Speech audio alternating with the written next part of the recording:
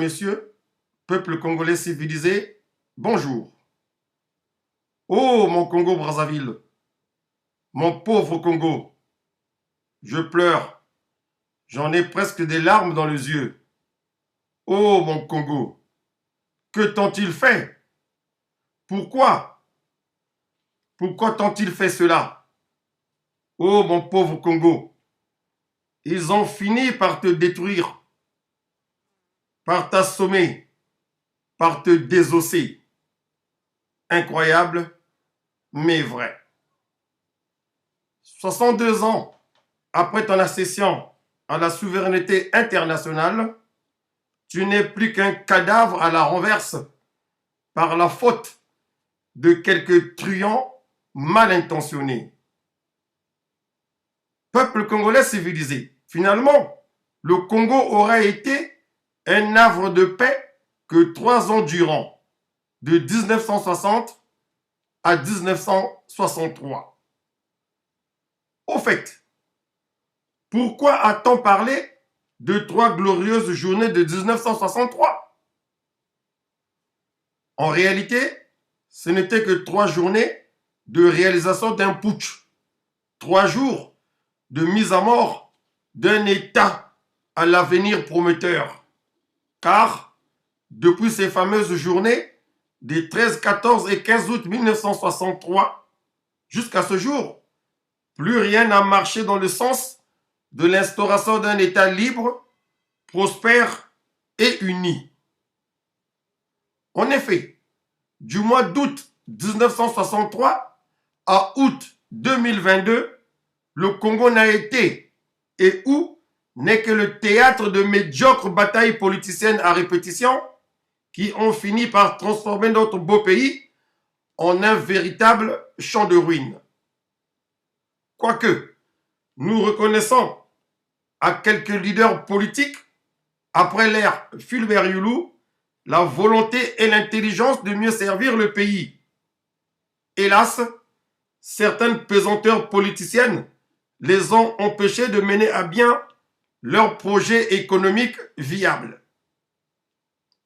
Le cas de feu le président Alphonse Massamba Deba, dont les restes mortels sont toujours introuvables 45 ans après sa lâche exécution par une cohorte d'assoiffés de pouvoir. Gouvernance foireuse, comportement déviant, attitude réfractaire, réaction impulsive, détournement de fonds de l'État, intrigue, traquenard, mensonge d'État, concussion, corruption, disons crime économique et crime de sang. C'est à cette triste cadence que le Congo a été soumis par une classe politique hasardeuse, aventurière, guerrière, kleptomane, etc. Le pompon de ce cafouillage, le summum de l'amateurisme gouvernemental, la médiocrité faite chère, le champion toute catégorie de la chienlit au Congo n'est autre que l'usurpateur Sassou Denis. Vous en conviendrez avec moi. En pratiquement 54 ans de vie politique, dont près de 40 ans de règne sans partage, ce Sassou ne promet que le contraire de ce qu'il débite ou déverse dans ses discours bicornus. Il aura réussi par exemple la prouesse de diviser les Congolais du nord, du sud, de l'est, de l'ouest.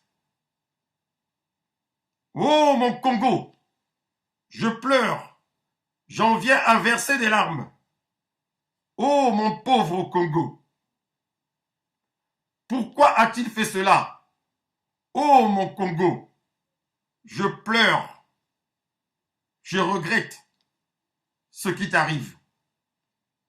La tyrannie, le brigandage, le crime organisé et gratuit, le vol clanique, etc., qui, sans ces marques de fabrique à ce Sassou, serait quelque part l'affirmation d'une personnalité immature, la manifestation d'une instabilité émotionnelle, le manque de maturité affective, le décalage entre l'âge chronologique et l'âge mental. Comment cela peut-il être possible pour un être humain qui se veut porteur des espoirs de tout un peuple? Peuple congolais civilisé, je pense et j'en suis certain que le sieur Sassou Denis est lui-même victime de sa fausseté.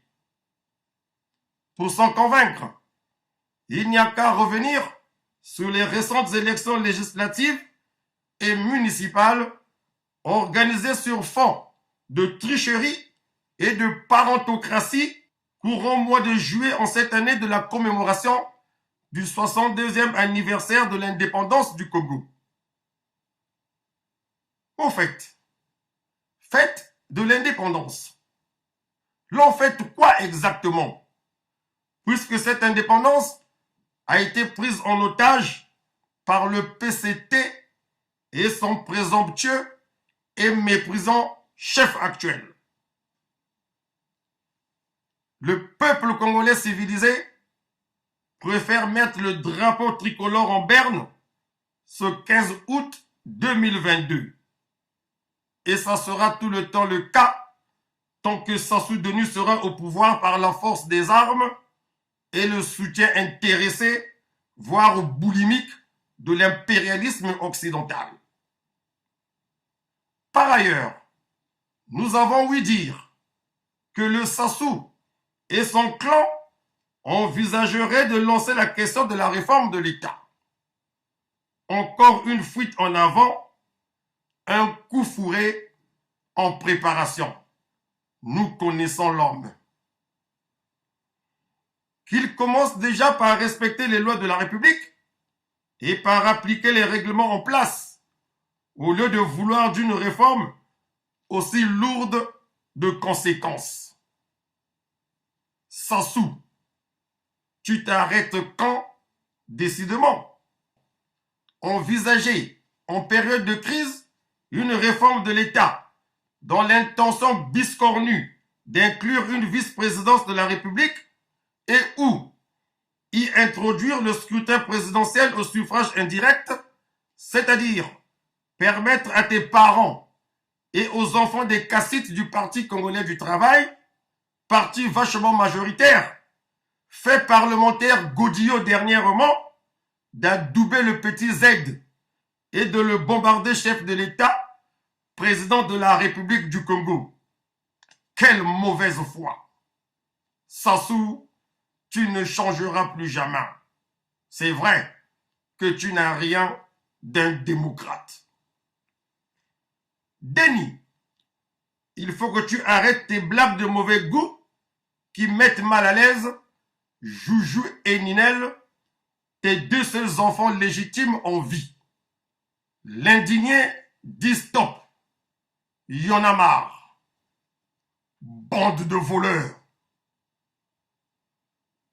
Décidément, l'indulgence constante d'une population d'honneur, comme le paisible peuple congolais civilisé, n'a corrigé en rien le caractère impulsif et le comportement grégaire de Sassou Denis. Il est temps que les Congolais changent de fusil d'épaule, rien que pour leur honneur, par amour propre, pour l'intérêt du pays et le bien de tous. En conclusion, je fais mienne la pensée de Philippe Georgessen. Je cite: l'alerte est donc lancée, mais la chute n'est pas inéluctable si on sait réagir à temps. Il s'agit de préférer la prise de conscience à la politique de l'autruche, l'audace de nouvelles solutions aux certitudes tranquilles. Fin de citation. Peuple congolais civilisé, il faut reconquérir votre indépendance, notre indépendance pour vivre en paix, en harmonie et dans l'unité nationale. Vive la République! Je vous remercie.